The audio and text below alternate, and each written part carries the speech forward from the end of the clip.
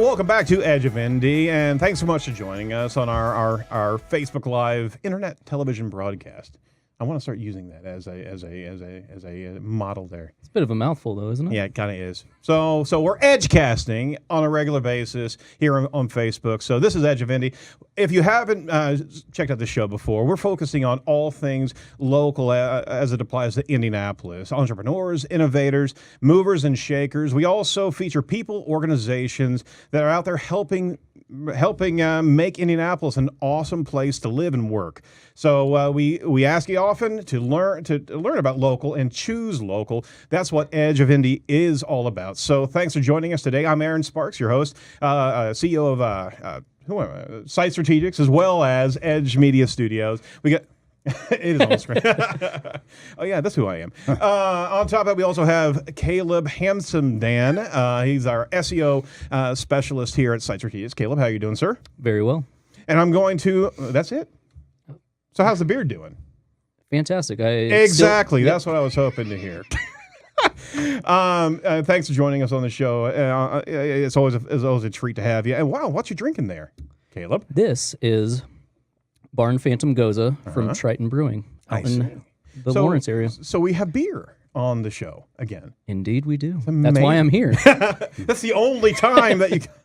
So let me introduce to you our guest who brought this wonderful elixir. This is Rob Caputo, Executive Director, and Tristan Schmid, Communications Director of Brewers of Indiana Guild. Guys, thanks for coming on the show, and thank you for bringing such a wonderful treat for us. Our pleasure. No problem. We had to do a little running around today, but we pulled it together. You look stressed. That's what we do. It's hard. It's hard working for beer. It's hard working for beer. Yeah. Okay, well, I doubt that. We've had a couple brewers on the show, have we not? Yeah, Daredevil and Upland. That's right. That's right. So let's drill through some Indiana beer facts, shall we? There are more than 35 craft breweries here in Indiana. That is fantastic. There's nearly 8,000 full-time employees in Indiana's craft brewing industry that created economic impact of more than $1 billion. Those are huge numbers. So tell us more about the Guild of Indiana Brewers. Well, we have been around as a nonprofit trade group since 2000, founded by John Hill, who founded Broad Ripple Brew Pub, which is Indiana's longest-running microbrewery. Okay. And it was really started to help the efforts of small breweries like John, Lafayette Brewing Company, Bloomington Brewing Company, some of the founding fathers, so to speak, of brewing in the state. Uh-huh. And we found that over the years, it really was important that we get as much support, especially at the State House, to make this industry what it is today. So we're up to almost 150 breweries in the state. I've been with the Guild now for 3 years. Oh, wow. And when I was hired 3 years ago, there were about just a little over half as many breweries as there are today. So it's a very fast-growing industry, and legislation is just as important today as it was 17 years ago. Yeah. So that's a key component of our mission. The fact that you can get growlers for carry-out on Sundays from local breweries is thanks to the Guild's efforts. Oh, fantastic. Tomlinson Tap Room, the fact that you can get growlers from there and go in there and basically have whatever you like from their entire lineup of Indiana breweries is, again, thanks to lobbying efforts. And I assume you guys were probably heavily involved back when Sun King and Three Floyd were trying to get the limits raised, right? Yeah, we had some involvement with that as well. Yeah. And they had their own lobbyists as well, because you got to work this from, obviously, the udder is pretty big down there, so you got to work a lot of different areas of it. And so they had their own thing going on, and we try to stay as aligned as we can in those situations where somebody's actually doing their own thing to make sure that we're helping pull the rope the same way. So. Yeah. But, there's a lot of things going on at the State House. It's going to get super interesting again the next couple of years based on this last session. So we'll see how that impacts our industry, and that's what we've got to do, is keep our finger on the pulse of what's happening and what those impacts might be from a local brewery level, because there are fair trade practices, that kind of thing, Sunday sales, cold sales, that kind of thing that you see. A lot of talk about that over the past few years. Absolutely. So. And if I could just jump into that, I mean, just the blue laws in this state, right? How much impact are you having? You're certainly kind of cracking the edifice with the growlers, right? And be able to purchase those on Sunday. But, I mean, what is the chance that, well, one, for the audience that doesn't know what the blue laws are, can you explain why you can't buy beer on Sunday. Well, this honestly, much the same as the reason you couldn't have beer at the state fair. These go back to some historical whatever, and I'm not exactly sure coming out of Prohibition what that was really. I mean, if you look at the objections to that right now. It's the, hey, we don't want to make this available 7 days a week. It's the holy day. It's a Sabbath, whatever that is. Right. And it's also the, hey, we're helping to make alcohol less convenient at a certain point. And really, at this point in time, it's become this kind of David versus Goliath thing between the big box grocery stores and the liquor stores, and I think that's where the fight is now. And honestly, this is kind of like the Hatfields and McCoys. Nobody knows why they're feuding, and nobody knows why these are on the books anymore until it actually drops, and then everybody will give you the history of that. Right. And that's what's fascinating to me as we dive into some of this. Is how do we, as an organization, help our members maintain some of the benefits that they have right now with the law, but also look at what's best for the industry as a whole and the state as a whole and the consumer at the end of the day. So how does that positively affect everyone? And that's really the challenge. While we're at the State House, a lot of the things that we are working on actually inevitably benefit the consumer, and I think you'll see that with the Sunday sales and that kind of thing as far as growlers go. So. We do have the cold sales, Sunday sales thing, which obviously are two big hot button issues that you're going to see, the next couple of years based on what just went down. So, when was that actually, Bill, put into law? Which one? The growler sales and the cold. What was that? 2007, I believe, or around then. Yeah, I think so. Yeah, I've only been doing this ED thing for 2 years. I used to be on the board, so I've kind of moved. I'm an insider now. Gotcha. On the other side. Speaking of insiders, how does membership work, and how can people get active with the guild? Well, we have 3 levels of membership that we represent, and to Rob's point about looking out for consumers who love local craft beer, consumers are a key component of our membership. So we just launched a year ago at our 21st annual Indiana Microbrewers Festival. We launched the Indiana Beer Brigade, and that's basically consumer-level membership where anyone, as long as they're 21 years of age or older, can basically buy into the Brewers of Indiana Guild through the Indiana Beer Brigade.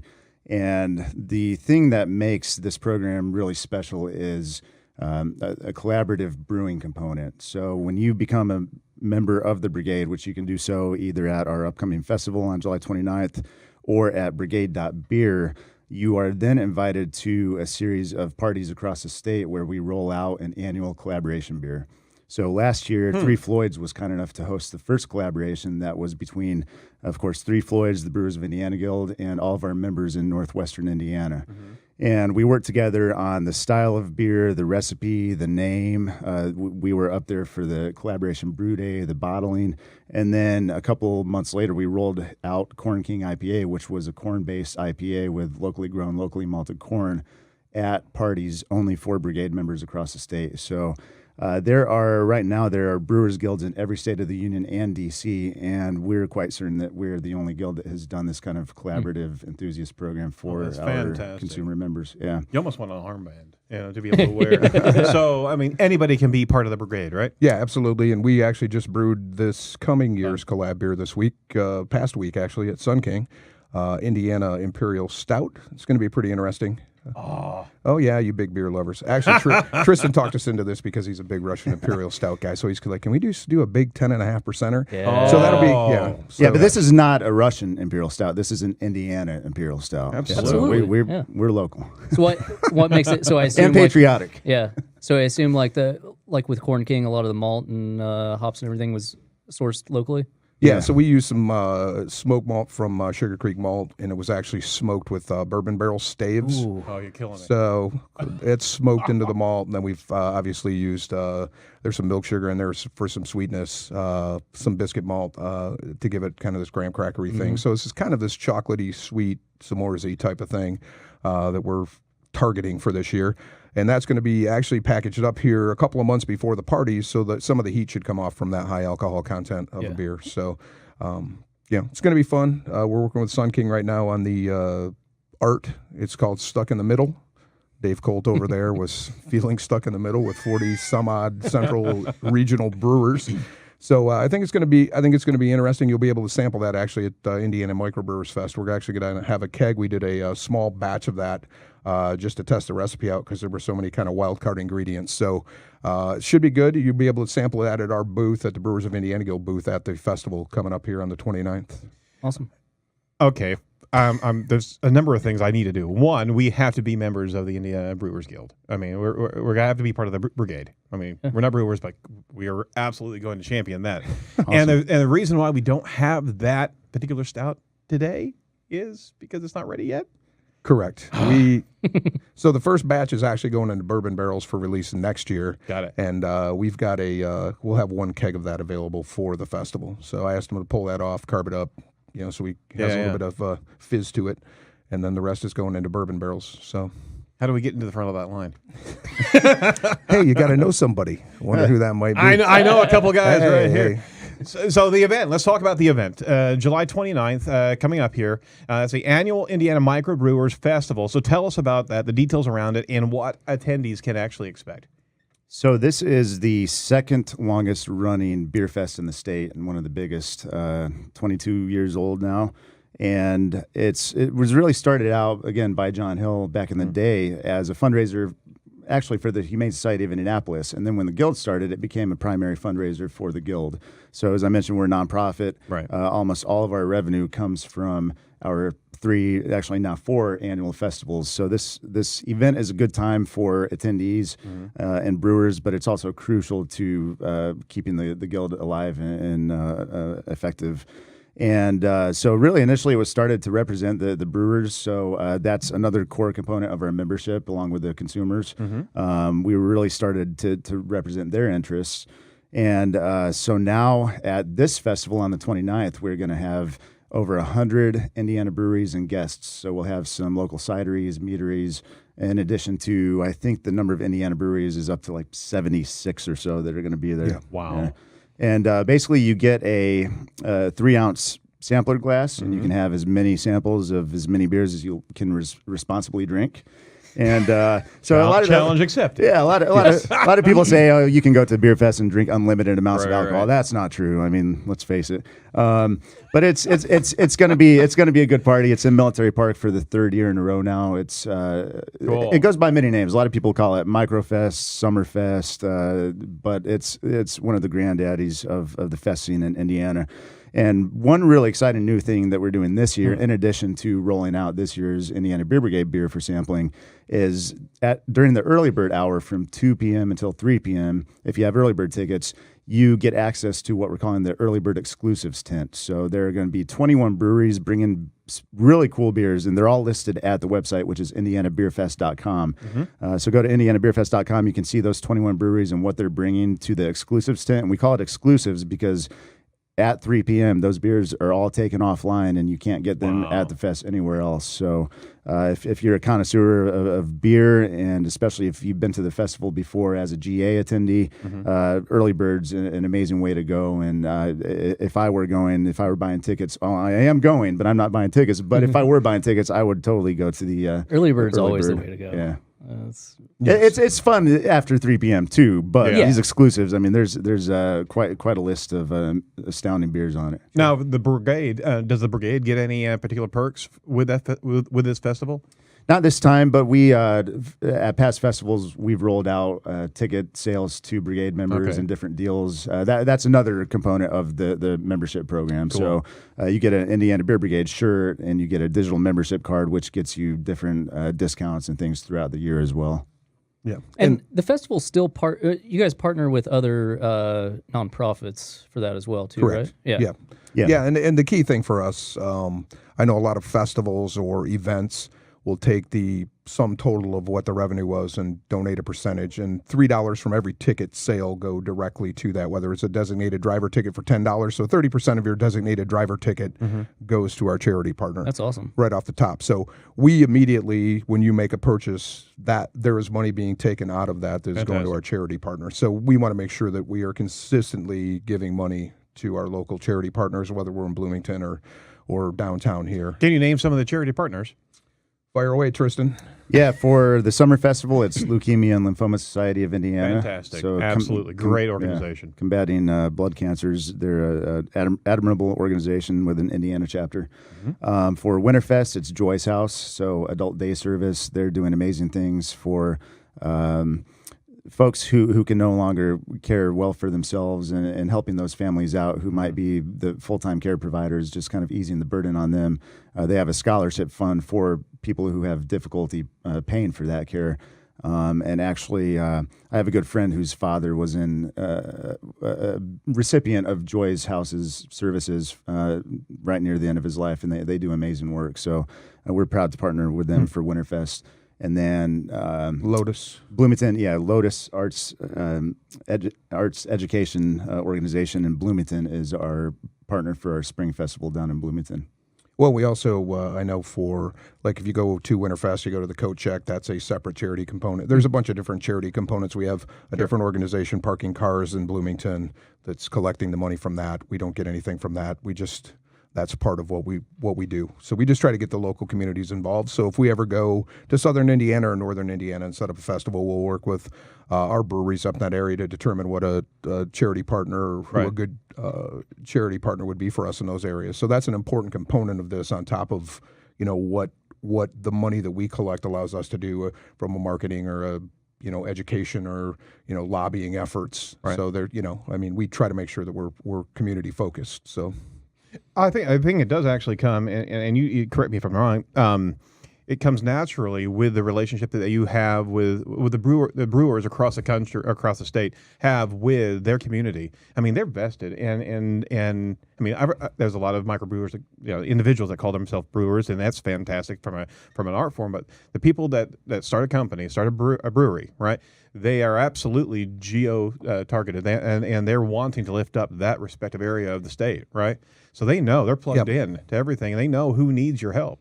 Yeah, we've got some interesting, some of our members have some interesting charity components when you go into their tap rooms. So around the state, you've got it's not just about an event. If you go to South Bend Brew Works, they've got when you purchase something, you get to choose which charity your donation goes to, sure. Kind of thing. So, I mean, there's a lot of community involvement. There's a lot of local community support, and we try to do the same thing. I mean, at a certain point, you want to try to lead by example. Yep. And we've been doing that since the inception of these events. So, and again, it's a continuously growing thing for us, but it's also something that's important to us as part of our mission. While it might not say that on the website, when you're looking at what our mission is, that is an important component for us wherever we are as far as community focus in local communities and giving back to those communities. We're not one of these traveling beer festivals who comes in, takes everybody's ticket money, and then runs to the next state. Right. So, well, speaking of other states, are there guilds across the country similar to yours? Yeah, every state. Yep. Fantastic. Everybody's got one. And we actually, there are a lot of national guild events that we attend. We attend a series of Craft Brewers Conference, rotates around the country every year. There's a series of educational things associated with that. Great American Beer Fest. We're out there working a booth. There's actually a guild's booth area there. Which, if you ever go to Great American Beer Fest, I would suggest going to that area because all of the beers being poured by the state guilds are beers that are not being poured on the floor. So really? There are a bunch of, I mean, if you're a KBS fan, I know 2 years ago founders gave KBS to the Michigan Brewers Guild, so the only place that you could get, so there's all these kind of like hidden gems in this area. Got it. But there's a big support there. We do a bunch of meetings out there. We also will be up in Madison, Wisconsin in a couple of weeks. There will be our summer National Guilds gathering as part of the Great Taste of the Midwest. So there's a lot of that, and then there's just a lot of interaction as far as hey, an issue comes up, and there's a lot of interaction online, email, phone calls, that kind of thing. So we all know one another, and it's great sharing information because if something's happening in some state at a macro level from a big beer company or whatever, that may eventually get to our state. It's not. Right. It's hey, we had some success, let's go somewhere else. So we've got to stay on top of that, and it's a great opportunity for us to keep our finger on the pulse here and then share our experiences and hopefully help some other folks in another state that may be getting ready to fight that same battle or maybe fighting the same battle that we're fighting. So along those lines, have you guys had any conversations with the folks from like your counterparts in Minnesota? Because weren't they working on Sunday sales maybe in the past year or two. Yeah, I believe they were, and I think that thing just went down. Because of the situation here with our members being able to sell on Sunday. For us, we've just kind of taken a little bit of a backseat to this. I think it will benefit a goodly number of our members who actually package and sell from a volume perspective. Sure. But, there is a benefit to our smaller members who may be the only game in town, But, from a cold beer sales perspective, which you've seen, I think it's imperative from our membership that from a quality perspective that's an important thing for them. Yeah. And I think you're going to see some of these things probably have some very interesting and possibly contentious discussions at the State House the next couple of sessions. But I think at the end of the day, it'll benefit the consumer. I know that they're very focused on consumer-driven initiatives and looking at those old blue laws and pre-prohibition and prohibition laws that probably don't hold up so well after 80, 90 years. So it's going to be an interesting thing. I was at Craft Brewers Conference early May, when the whole thing was going down with the Rickers cold beer and all that stuff. And once it went national, I think that I had people asking me about it, and I had no clue what was going on because I'm out in D.C. And at that point, I think you've got folks now that are kind of like, okay, this has happened. This is how many times that this has happened. Let's take a good hard look at this and see what we can do. Well, that's the thing, is that you're bringing awareness, not only at the state level, but you're all talking to each other. All the guilds are working with each other, and it's no longer a government monopolized set of standards. I mean, we are a nation, and there are some acceptable levels of taxation and acceptable local laws at the same time. Get with the times. Yeah, and the Brewers Association out in Boulder, Colorado, does a great job. They've got a guild person specifically that handles the state guild. So they're kind of this umbrella that we all kind of operate under, and we're all members of the Brewers Association. And they have a ton of resources available online and a lot of resource sharing with us. Yep. And for instance, when I was in D.C., we're doing the hill climb. So, I'm with Clay Robinson from Sun King, and we're walking around knocking on senators and House of Representatives' doors and talking about tax I bet that's a modernization. conversation. Yeah. So we're talking about First time he's ever worn a suit, I think. Yeah, probably. I got a rash. You should have seen it, man. I had to go buy calamine lotion. It was terrible. But anyway, so we're on Capitol Hill, and we're walking around and pushing for some of the national tax reform initiatives, and then talking to folks from here in the state about what they might be able to help us with as well. So there's a lot of that. We do some legislative events here as well. We're active with that outside of just what happens during session. So there is, there's a lot of dialogue that goes on, despite the fact that it's summer and everything's kind of calm. There still is a lot of dialogue that goes on, whether that's on a federal, national level or locally here. So, and that's the way it's got to be. I mean, things move a lot quicker these days when you can communicate immediately. Absolutely. Back in the day, you had to wait for somebody to have the pigeon drop off the note, and now it's, hey, I just hit send. So, or you Edgecast. Exactly. Gratuitous plug. So that's fantastic. So I do want to wrap up with some words of inspiration for young brewers that have been doing their craft for a while, that want to step in to the professional light. Can you give us some guidance or any resources that they should plug into, let alone the guild, right? Well, we've got a brewery and planning membership, so we do have 10, 11 brewery and planning memberships, and your membership fee actually gets you, if you get open within the year that you're paying for, that pays your membership dues no matter what your production is, and that's very cool. It's structured based on barrelage, so the more barrels you produce, the higher that would be. So we have that available. We've got some other membership programs for people who produce products that aren't beer but also support the industry, so other local companies. But one of the things the first thing I ask people if they want to get into this industry, do you want to be a brewer or do you want to be a brewer owner? Because if you're a brewer owner, it's a completely different animal than if you're a brewer. And if you want to be a brewer, then go have fun. Yeah, go catch on with a brewery, clean kegs, work your way up, learn the craft, and be a shift brewer or whatever. Right. If you want to be a brewer owner, understand that you're probably not going to brew at some point because you're going to be doing human resources safety, accounting, all those other Tell me things. about it. So, yeah, understood, huh? Yep, absolutely. So- No, that's a thing, and you're also helping those brewer owners on standardizing on some information on how they go about doing certain things in their own organizations, right? Yeah, and we have the annual Indiana Brewers Conference as well. So we Right. have the third one in March, and that's a great way not only for the brewers to get together in a setting where they don't have to serve consumers like at a beer fest, Yep. but also to share information. We have many sessions on business operations, technical brewing, marketing, that kind of stuff. Cool. And so we have online forums and all kinds of resources for the brewers and affiliated businesses even to exchange knowledge and help each other out. Well, and that's the nice thing about the brewing and planning program is it gets you access to these kinds of resources that John Q. Public can't just walk in Well, and I grab. got to ask, what beer actually gets served at a brewers conference? Oh, everything you can imagine. I mean, they bring their big guns, the Oh, I beers bet that they're they most do. proud of. Yeah. Yeah, And they're- actually, we should mention what we brought on set today. Oh yeah. These are actually the top 3 beers in the Indiana Brewers Cup this year. So Daredevil, whom you recently had on, their Yep. German Pilsner won the best in show of the hundreds and hundreds of beers that were judged there. I know when Michael was here, he was particularly proud of that one. So Yeah, it's a great beer. Mm-hmm. It's it deserved it.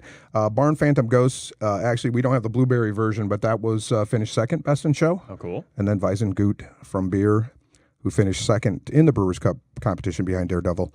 That was third in the best of show. I don't at see a stout the there. Brewers Conference. Well, There's one brewing right now. So. Literally. All right. Well, guys, it's been a pleasure learning more about the Brewers Guild and what you're doing for Indiana Brewers. And it's great to be able to witness such a growth of this industry and a stabilization of the industry and just a give back from all these brewers and the community relationships they have. I mean, just to give a shout out to Sun King, they literally tie into 350, if not more, organizations and causes here in the state of Indiana. That is amazing to see one company doing that, and they're kind of nudging everybody else along in the state of Indiana to be able to give back, right? Yeah. We are very proud of our membership for what they do, and there's a concept of the local brew pub being the third place. So people go to work, they go home. In between that, they might stop at their local brew pub, and I found personally that's very, very true. I love going to these places and meeting the people who come to those places almost every day, and seeing how the breweries help those people too. It's pretty incredible. Fantastic. Well, any last thoughts for the brewers community or the consumers that just love Indiana beer? Yeah. Again, tickets on sale right now. There are a few early bird tickets for Indiana Microbrewers Festival at indianabeerfest.com. And we have an app called the Drink Indiana Beer app. It's available on Android and iPhones. And then we also have the magazine, Drinkin' Magazine, which we work with MS on that every year. And you can find those at your local brewery and online. Absolutely. So we'll have all these links on the show notes for the show. Obviously, the show is going to be coming out. Hopefully, we're going to get it out by in the next couple of days. But the 29th is coming up real quick. Yep. And we certainly want to give shout outs to all the brands and all the organizations that are helping the Guild. You can track down Tristan over at, how do they connect with you guys on the socials? What's your Twitter accounts? So we are on Twitter and Instagram at Drink Indiana and Facebook.com/DrinkIndiana. Fantastic. We also have for the Indiana Beer Brigade, we have IN Beer Brigade as well as another account that's out there, right? Yep, that's on Twitter and Instagram, and then the website for that is brigade.beer. Our website for the Brewers of Indiana Guild is drinkin.beer. I love it. and if an Imperial Stout floats your boat, definitely stop by our booth at the festival. You get to try this year's beer, which is nice. Last year, that was not an option. So good opportunity to try it and look for updates on artwork and all the other fun things that go. Cool. And that glassware will change. Last year, this was a recommendation from Three Floyds. Dave Colt will be recommending this year's glassware. It will change with the beer. So every year is a different opportunity to not get the same pint glass, so shaker pint. So everybody's got enough of those. So Yep. So 29th, and the early bird is when? 2 p.m. to 3 p.m. What do you think about that, Caleb? Do you think we can actually muster up a visit out there? It's a silly question. If you I just want work to see your expression. if you work for the Brewers Guild, early bird is 9 a.m. Yeah. and we'll get out of there about 9 p.m. It's a fun day, but it's a long day, but it's well worth it. We enjoy it, and hopefully we'll see a lot of folks out there. It's going to be a good time. Absolutely. So we certainly want to lift, and we'll give you some additional support this next week coming up into the festival. Thanks for your work with the Guild. It is a nonprofit organization, and you're also looking for sponsorships regularly. Yeah, sponsorships for all of our annual festivals, and then we have the I briefly mentioned it, the affiliate membership, which allows any company that doesn't actually brew to become a member of the Guild and support the local craft beer industry. Again, a lot of gears going on over it. I forgot to bring the program notes for that. We'll send it to you via email. Absolutely, or carrier pigeon, Yeah, whichever exactly. you. Hey, the pigeon will work. Does the pigeon bring beer? These saddles. Very tiny ones. You're gonna need No. you're gonna need a super strong Mike Tyson pigeon to do that. Is Need it an one of Mike African or Tyson's. European pigeon? Never mind. Sorry, just channel some Monty Python there. All right. Very good. I did note that. Very good. Thank you so much, guys. And I really appreciate the time. And we're certainly going to traipse out there and get some samples and just support our local community. It's fantastic what you guys are doing.